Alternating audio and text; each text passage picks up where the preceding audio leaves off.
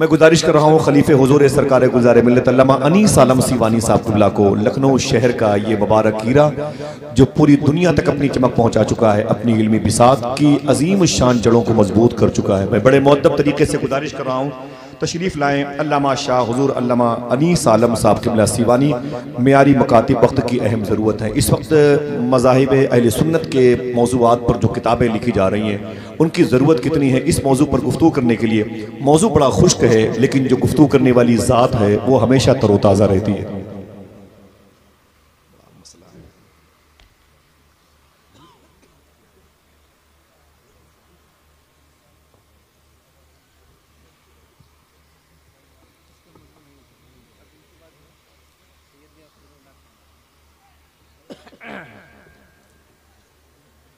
سیدی حضور گلزار ملت پیر طریقت ناشر مسلک اعلیٰ حضرت دیگر شہزادگان گرامی مرتبت جملہ علماء اہل سنت برادران ملت اسلامیہ، السلام علیکم ورحمۃ اللہ وبرکاتہ۔ نحمدہ ونصلی علی رسولہ الکریم، اما بعد فاعوذ باللہ من الشیطان الرجیم، بسم اللہ الرحمن الرحیم۔ الرحمن خلق الانسان، صدق اللہ العظیم وبلغنا رسولہ النبی الامین الکریم، ونحن ولا ذالک لمن الشاہدین والشاکرین والحمد للہ رب العالمین۔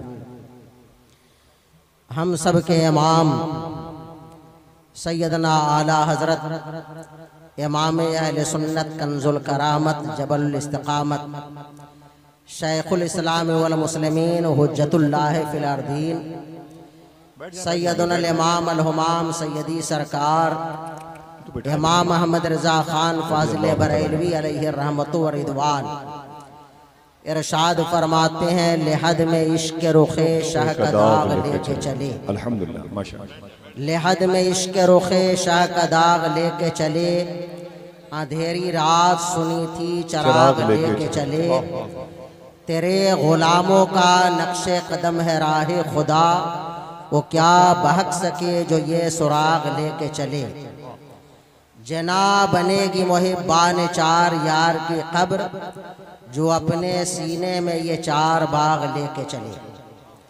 محبت اور احترام کے سانچے میں ڈھل کر جناب سرور کائنات فخر موجودات احمد مجتبی محمد مصطفیٰ روحی فدا صلی اللہ تعالی علیہ وآلہ وسلم کے دربار گوہر بار میں درود شریف کا نذرانہ پیش کریں۔ پڑھیے اللہم صلی علی سیدنا و مولانا محمد طب القلوب و دوائہا وعافیت الابدان و شفائہا و نور الابصار و ضیائہا وعلا آلہ وبارک وسلم۔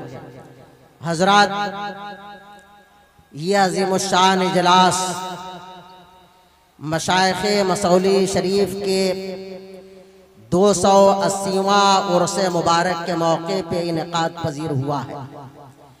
اتنا بڑا جلسہ، اتنے عظیم مشائخ سادات کرام کا ازدحام، بڑے بڑے علماء اور خطبہ کے درمیان میں ہمارے جیسے کم ترین طالب علم کی تقریر کی کیا بساط اور ہماری کیا حیثیت۔ بہرحال مجھے حکم دیا گیا ہے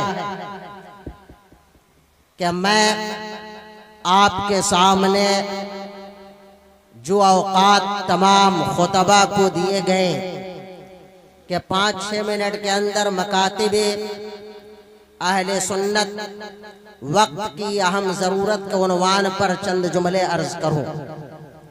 اس حوالے سے میں عرض کروں، اس سے پہلے میں یہ بتا دوں کہ پڑھنے کے زمانے میں ایک بڑے پڑھے لکھے آدمی نے کہا تھا کہ اگر تقریر 1 گھنٹہ کرنی ہو تو پڑھنے کی ضرورت نہیں، یعنی بغیر پڑھے آدمی گھنٹہ 1.5 گھنٹہ کی تقریر کر سکتا ہے۔ اگر یہ کہا جائے کہ 5 منٹ میں موضوع کے موافق آپ کو بولنا ہے تو اس کے لیے کئی گھنٹہ پڑھنے کی ضرورت پڑتی ہے۔ اور یہ بہت کمال کی بات ہے کہ آدمی 5 منٹ میں اپنی بات کہے۔ بہرحال ہم جیسوں کو کمال اور علم کہاں حاصل، لیکن جو جملے بر وقت میرے ذہن میں حاضر ہو رہے ہیں میں اسے آپ تک ان سادات کرام کے قدموں کو بوسہ دیتے ہوئے پہنچانے کی زحمت کر رہا ہوں۔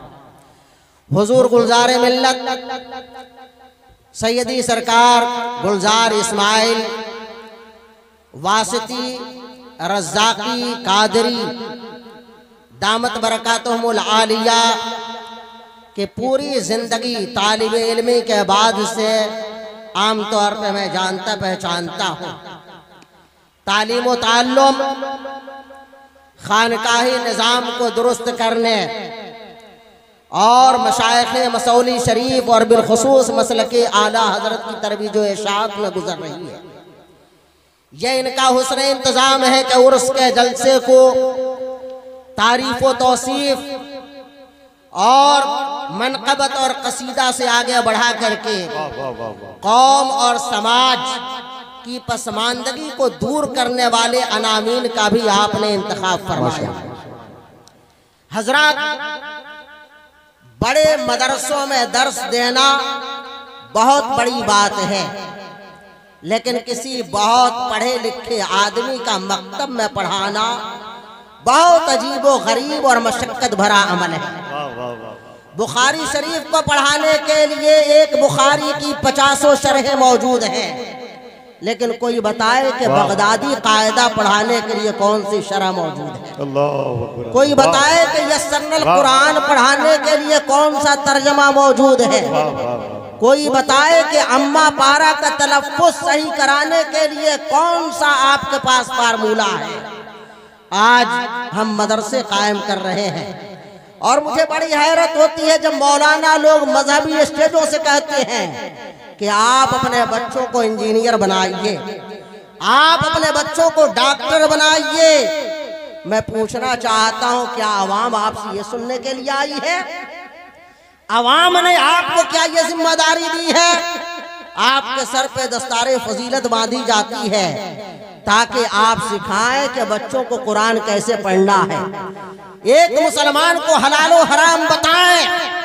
آج ضرورت ہے بڑے مدرسوں کی، لیکن اس سے زیادہ ضرورت ہے کہ ہم اپنی مسجدوں میں، اپنے محلوں میں، اپنے گھروں میں مکاتب قائم کریں۔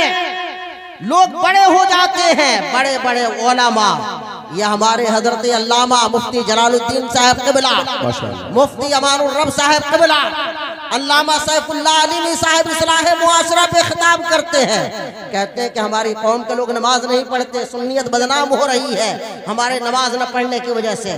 لیکن ایک 40 سال کا آدمی جب نماز پڑھنے کے لیے مسجد میں آتا ہے، ایک 60 سال کا آدمی توبہ کر کے مسجد میں نماز پڑھنے کے لیے آتا ہے، اسے تحیات نہیں یاد ہے، اسے درود نہیں یاد ہے، اسے دعائے معصورہ نہیں یاد ہے، اسے سورہ فاتحہ نہیں یاد ہے، اور بمشکل تمام اگر کسی نے سورہ فاتحہ یاد بھی کر لیا تو اسے یہ پتا نہیں ہے کہ شین کیسے ادا کرنا ہے، اسے یہ معلوم نہیں ہے قاف کیسے ادا کرنا ہے، اسے یہ معلوم نہیں ہے سواد کیسے ادا کرنا ہے، اسے یہ معلوم نہیں ہے سا کیسے ادا کرنا ہے۔ اور یاد رکھے کہ جن کا قرآن درست نہیں ہے ان کی نماز درست نہیں ہے۔ اعلیٰ حضرت فاضل بریلوی رضی اللہ تعالیٰ اور تمام فقہا نے باضابطہ قرآن کے صحیح پڑھنے پہ الگ سے مسائل لکھے ہیں، الگ سے کتابیں لکھی ہیں۔ میں یہ کہنا چاہتا ہوں کہ آج اگر آپ چاہتے ہیں کہ معاشرے میں اسلامی تعلیمات کو عام کیا جائے تو ضروری ہے کہ ہر علاقے میں، ہر مسجد میں ایسے مکاتب قائم کیے جائیں کہ جہاں پہ دین کا بنیادی اور دین کی ابتدائی تعلیم کو زیادہ بہتر طریقے پر دیا جا سکے۔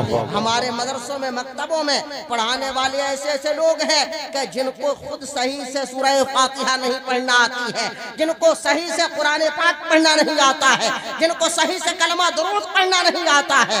اور اتنا ہی نہیں ہے بلکہ لوگ بڑے ہو جاتے ہیں، بہت سے لوگ پڑھے لکھے ہوتے ہیں، انہیں یہ نہیں معلوم ہے کہ ہمارا پہلا کلمہ کیا ہے، دوسرا کلمہ کیا ہے، اللہ کا نام کس طرح لینا ہے، ہمارے نبی کا نام کس طرح سے لینا ہے۔ آپ دیکھتے ہیں کتنے مسلمان کہتے ہیں محمد صاحب نے ایسا کہا ہے، کتنے کہتے ہیں اللہ میاں نے ایسا کہا ہے، کتنے کہتے ہیں اوپر والا جانے، کتنے تو جھگڑے تکرار میں اپنی بیویوں کو الفاظ کنایا بول جاتے ہیں اور انہیں پتہ نہیں چلتا کہ ان لفظوں کے ذریعے طلاق پڑ جایا کرتی ہے۔ اس لیے میں کہنا چاہتا ہوں کہ مکتبوں کی تعلیم کو اور اچھے مکاتب اگر قائم کیے گئے، اچھے اساتذہ کا انتظام کیا گیا تو وہ باتیں جو 40 سال 50 سال کی عمر میں ہمیں سیکھنے کی ضرورت ہوتی ہے، ہم اسے 4 سال 5 سال کی عمر میں بچوں کو سکھا سکتے ہیں۔ آج بے شمار ایسے لوگ ہیں کہ جن کو نہیں معلوم ہے کہ اللہ میاں نہیں کہنا چاہیے۔ آپ بتاؤ، آپ جانتے ہیں اور ہم سب سنیوں کو جاننا چاہیے کہ وہابیوں کا طریقہ ہے کہ وہ اللہ میاں کہتے ہیں۔ ہم سنی جو دن رات نبی کی نعت سنتے ہیں محمد صاحب کہتے ہیں، کتنے محمدن کہتے ہیں، یہ کہنے کا طریقہ ہمارا طریقہ نہیں ہے۔ ایک نکاح خانے کی محفل میں بیٹھ گیا، ایک 70 سال کے آدمی نے کہا کہ مولانا صاحب ہمیں یہ نہیں سمجھ میں آتا کہ آپ لوگ نکاح پڑھاتے وقت کلمہ کیوں پڑھاتے ہیں، کیا ہمیں کلمہ پڑھنا نہیں آتا ہے کیا؟ تو ہم نے کہا چلیے تیسرا کلمہ ذرا سنائیے۔ تو اب تو ان کی سانسیں ٹنگ گئیں، کہنے لگے کہ آپ مجھ سے کیوں پوچھ رہے ہیں؟ ہم نے کہا کہ یہ مولانا لوگوں کا احسان ہے کہ 25 سال کی عمر میں جب تمہارا بیٹا دولہا بنتا ہے تو کم سے کم پہلا دوسرا کلمہ پڑھا دیتے ہیں۔ زندگی میں شاید تمہارے بیٹے کی زبان سے کلمہ جاری ہوتا یا نہ ہوتا، یہ مولانا لوگ کرا کر کے وہ فریضہ ادا کر دیتے ہیں۔ میں مبارکباد پیش کرتا ہوں تمام حاضرین کو، تمام زائرین کو، یہ عرس مبارک آپ سب کو مبارک ہو۔ حضور گلزار ملت زندہ باد، مسلکی اعلیٰ حضرت زندہ باد، خانقاہ اسماعیلی زندہ باد، خانقاہ واسطی زندہ باد، تمام شہزادگان زندہ باد۔ السلام علیکم ورحمۃ اللہ وبرکاتہ۔